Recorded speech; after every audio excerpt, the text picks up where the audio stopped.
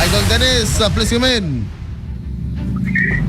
Inteteng Sangguniang Pangsod Member Attorney Jason Bader Pereira in aid of legislation ti panay dasarnay di konseho iti nagbaling nga viral video iti may paurot nga panakarestar ti may lalaki nga daan iti paltog in baga ti konsehal very lapse kinsang nasurot iti protocol iti panakarestar iti may lalaki kin delikado gabo pa lang iti paltog gigaman ti may sa nga pulis in baga na ngasken ko mga may gatan iti police security iti perian talaga may sa public places nga pagtulungan iti kaaduan umuna mong met iti PNP ti Pastor Lungalong ti konsehal.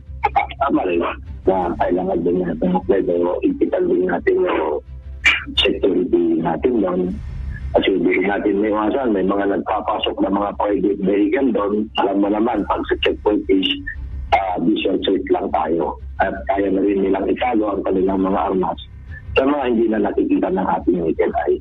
Ni Bruno Kernel Rainer Tutar na ito sumurunto nga tawen nga panag-apriyaget na igetto pa yan igni patong pal para palang iti safety kada ito umili na sumsumrek iti peryaan. So hindi mo bisa na may pulis na magpapasok sa lugar dyan. Mag-CapCut.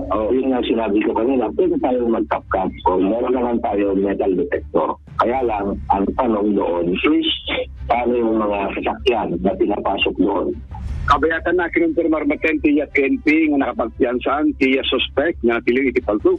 Iti nakakamag ng lugar nga nagbaling isyo iti Sangguniang Panlungsod. Idol Dennis Alipio, Tata, IFN.